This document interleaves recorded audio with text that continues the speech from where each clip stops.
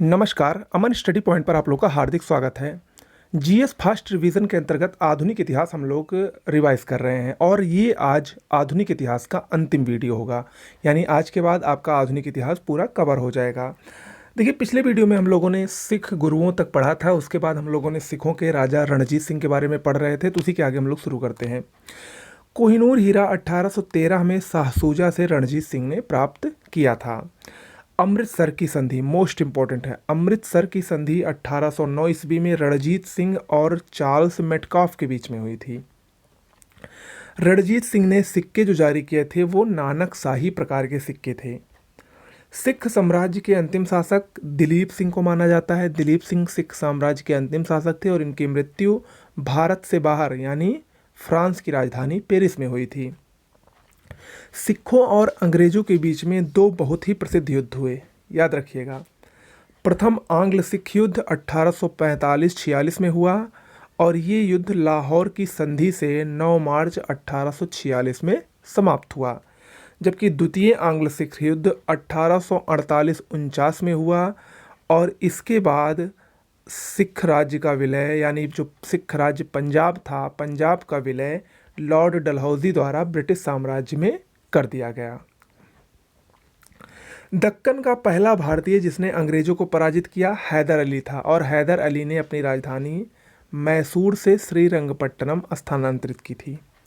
Jacobin club Srirangapatna में Jacobin club की स्थापना भी टीपू सुल्तान ने किया था, मोस्ट इंपॉर्टेंट है। अरब, मॉरिशस और काबुल में दूतावास की स्थापना टीपू सुल्तान ने की थी। प्रथम आंग्ल मैसूर युद्ध, देखिए आंग्ल और मैसूर के बीच में 3 बहुत ही प्रसिद्ध युद्ध हुए थे, मोस्ट इंपॉर्टेंट हैं। प्रथम आंग्ल मैसूर युद्ध अंग्रेज और हैदर अली के बीच में 1767 से 1769 में हुआ था और ये अंग्रेजों की हार हुई थी इस युद्ध में, याद रखिएगा।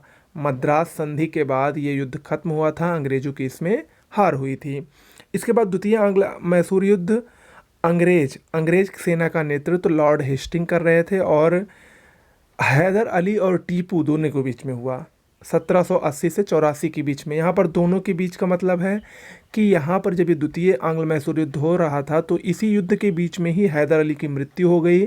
उसके बाद शेष जो युद्ध द्वितीय आंग्ल मैसूर युद्ध था उसका नेतृत्व टीपू सुल्तान द्वारा किया गया।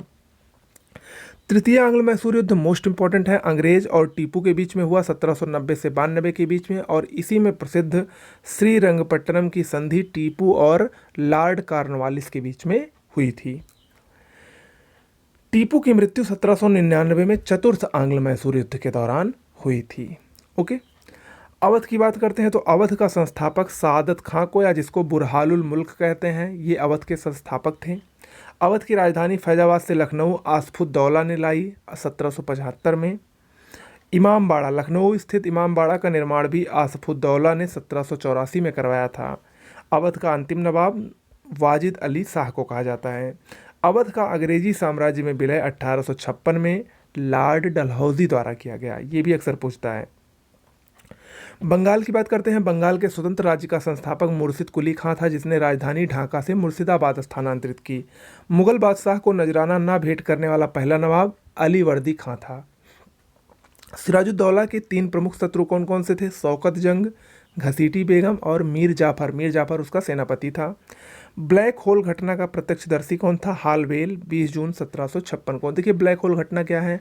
ब्लैक होल घटना के बारे में माना जाता है कि सिराजुद्दौला ने एक बहुत ही कम आकार की कोठरी में, जिसको काल कोठरी कहा जाता है, उसमें लगभग 150 के आसपास अंग्रेज़ों को बंद कर दिया था, जिसमें रात भर में बहुत से लोगों की दम घुटकर मृत्यु हो गई थी और उसी में हालवेल को भी कैद किया गया था जो उस ब्लैक होल घटना का प्रत्यक्षदर्शी था। अगला है अलीनगर की संधि। 9 फरवरी 1757 को सिराजुद्दौला और लॉर्ड क्लाइव के बीच में हुई थी। प्लासी का युद्ध 23 जून 1757 को सिराजुद्दौला और अंग्रेज के बीच में हुआ और अंग्रेजों का नेतृत्व यहाँ पर क्लाइव कर रहा था।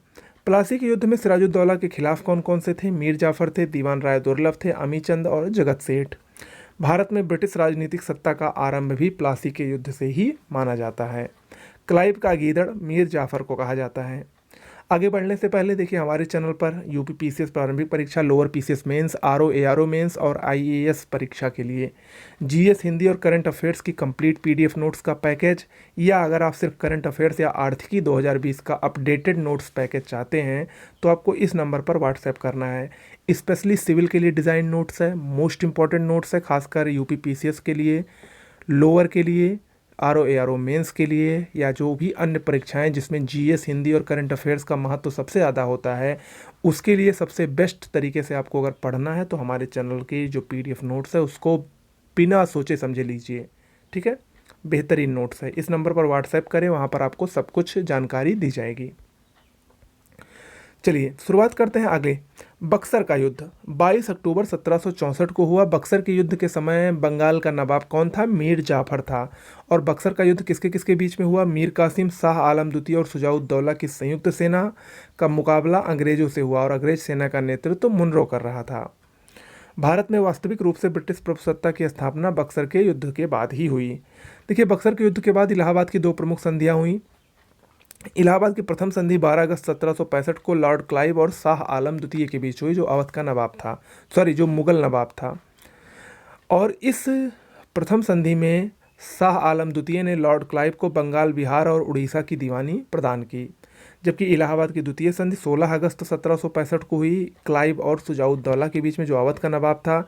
और शुजाउद्दौला ने अंग्रेजों को अवध में कर मुक्त व्यापार करने का छूट दिया। द्वैत शासन के जनक लियो कर्टिस को माना जाता है। बंगाल में द्वैत शासन क्लाइव ने लगाया था 1765 से 72 ईस्वी तक। बंगाल में अकाल 1770 में पड़ा, उस समय गवर्नर कर्टियर था। 1772 में बंगाल में जो द्वैत शासन लगा था उसकी समाप्ति वारेन हेस्टिंग द्वारा की गई। आगे बढ़ते हैं। शिवाजी का जन्म, मराठा के बारे में हम लोग जानते हैं। शिवाजी का जन्म 10 अप्रैल 1627 को पूना के सिवनेर में हुआ था। शिवाजी को मराठा साम्राज्य का संस्थापक माना जाता है। शिवाजी के गुरु रामदास थे, जबकि शिवाजी के संरक्षक कोंडदेव थे।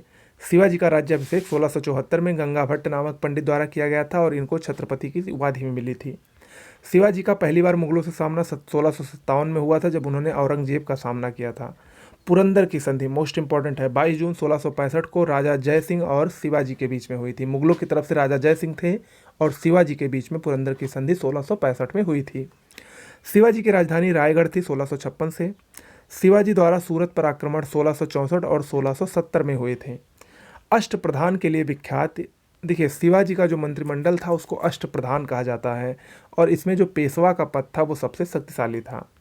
चौथ और सरदेशमुखी कर ये शिवाजी द्वारा ही मराठा साम्राज्य में वसूला जाता था। चौथ आय का 10% होता था, जबकि सरदेशमुखी 25% होता था।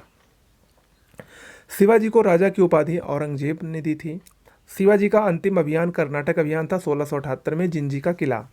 गुरिल्ला युद्ध प्रणाली शिवाजी और बाजीराव प्रथम, ये दोनों की गुरिल्ला युद्ध प्रणाली बहुत ही प्रसिद्ध थी। अष्टप्रधान का विघटन संभाजी के काल में हुआ था। औरंगजेब की मृत्यु ताराबाई के काल में 1707 में हुई थी। मराठा साम्राज्य का द्वितीय संस्थापक बालाजी विश्वनाथ को माना जाता है और ये प्रथम पेशवा थे। 1713 से 1720 तक इनका शासनकाल था। दिल्ली पर आक्रमण करने वाला प्रथम पेशवा बाजीराव प्रथम था। पालखेड़ा का युद्ध 7 मार्च 1728 को बाजीराव प्रथम और निजामुल मुल्क के बीच में हुआ था, जिसमें बाजीराव प्रथम विजयी हुआ था। पानीपत का तृतीय युद्ध बालाजी बाजीराव के समय में, जिसको नाना साहब के नाम से भी जाना जाता है, 14 जनवरी 1761 को पानीपत का तृतीय युद्ध मराठा और अहमद शाह अब्दाली के बीच में हुआ था। अहमद शाह अब्दाली का अवध के नवाब शुजाउद्दौला ने साथ दिया था। इसमें मराठों को इमादुद मुल्क का समर्थन था। पानीपत के तृतीय युद्ध में मराठा की बहुत ही करारी हार हुई और अहमद शाह अब्दाली बुरी तरीके से मराठों को पराजित करके विजय पाने में इसने सफलता प्राप्त की। अंतिम पेशवा बाजीराव द्वितीय था। देखिए आंग्ल और मराठा यानी अंग्रेजों और मराठा के बीच में 3 प्रमुख युद्ध हुए, इंपॉर्टेंट है। प्रथम आंग्ल मराठा युद्ध 1775 से 82 में, नारायण राव का उस समय शासन था, नारायण राव के समय में, और ये 1782 में सालबाई संधि से समाप्त हुआ। द्वितीय आंग्ल मराठा युद्ध 1803 से 6 में लॉर्ड वेलिजली के समय में हुआ था। तृतीय आंग्ल मराठा युद्ध 1817-18 में लॉर्ड हेस्टिंग के समय में हुआ था। बसीन की संधि, देखिए ये जो संधियां हैं मराठों के समय में, पेशवाओं के समय में हुई थी, ये अक्सर मिलान करने के लिए देता है, याद रखिएगा। बसीन की संधि 1802 में बाजीराव द्वितीय और अंग्रेज के बीच में हुई थी। देवगांव की संधि 1803 में भोसले और अंग्रेज के बीच में हुई थी। अर्जुन गांव की संधि 1803 में ये भी हुई थी, सिंधिया और अंग्रेजों के मध्य। पूना की संधि 1817 में बाजीराव द्वितीय और अंग्रेजों के मध्य हुई थी। मंदसौर की संधि 1818 में होलकर और अंग्रेज के बीच में हुई थी। ओके, ये पेशवाओं का इतिहास था, मराठों का इतिहास था। अब हम लोग इसका जो अंतिम चैप्टर है आधुनिक इतिहास का, कुछ प्रमुख गवर्नर जनरल के बारे में जान लेते हैं, वायसराय के बारे में जान लेते हैं, उनके कुछ प्रमुख कार्यों को जान लेते हैं जिनसे अक्सर परीक्षा में प्रश्न पूछे जाते हैं। पहला है, बंगाल का प्रथम गवर्नर लॉर्ड क्लाइव था और इसका शासनकाल 1757 से 60 तक और उसके बाद फिर 65 से 67 तक था। बंगाल का प्रथम गवर्नर जनरल यानी अंतिम गवर्नर वारेन हेस्टिंग को माना जाता है, 1772 से 85 तक इसका शासनकाल था। भारत का प्रथम governor general lord William Bentinck को माना जाता है, 1828 से 35 तक। भारत का प्रथम वायसराय किसको कहा जाता है? लॉर्ड कैनिंग को, 1856 से 62 तक इनका कार्यकाल था। एकमात्र यहूदी गवर्नर जनरल लॉर्ड रीडिंग को कहा जाता है, 1921 से 26 में। सहायक संधि प्रणाली लॉर्ड वेलीजली ने लगाई थी, 1798 से 1805 इसका शासनकाल था। सिंध का विलय लॉर्ड एलन बरो द्वारा किया गया था, 1842 से 44 का इसका शासनकाल था। हड़प नीति लॉर्ड डलहौजी ने अपनाई थी 1848 से 56 में। इसके अलावा डलहौजी ने तार सेवा और डाक टिकट का प्रचलन सर्वप्रथम किया था। कलकत्ता, बम्बई और मद्रास विश्वविद्यालय की स्थापना लॉर्ड कैनिंग के ही समय में की गई थी। इसके अलावा आईपीसी यानी इंडियन पीनल कोड, भारतीय जो दंड संहिता है, वो भी लॉर्ड कैनिंग के ही समय में आई थी। इल्बर्ट बिल, हंटर आयोग और नियमित जनगणना, ये तीनों लॉर्ड रिपन के समय में आए थे, 1880 से 84 इसका कार्यकाल था। प्राचीन स्मारक संरक्षण कानून 1904, ये लॉर्ड कर्जन के समय में हुआ था।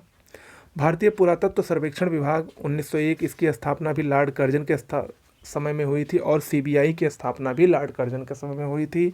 लॉर्ड कर्जन को भारत का सबसे अलोकप्रिय वायसराय कहा जाता है, इसलिए क्योंकि वो बंगाल का जो विभाजन था उसमें उसकी सबसे प्रमुख भूमिका थी। ओके, भारत छोड़ो आंदोलन और द्वितीय विश्व युद्ध, ये लॉर्ड लिनलिथगो के समय में हुआ था। ओके, तो ये कुछ प्रमुख गवर्नर जनरल, लॉर्ड वायसराय वगैरह थे। तो इस तरीके से आज हम लोगों ने आधुनिक भारत को कंप्लीट कर लिया है। उम्मीद है कि ये जो हमारा फास्ट ट्रैक रिवीजन था ये आपको अच्छा लगा होगा। कल मध्यकालीन भारत की तरफ बढ़ते हैं, उसके बाद फिर प्राचीन। ठीक है, हमारे साथ ऐसे बने रहिए। नमस्कार।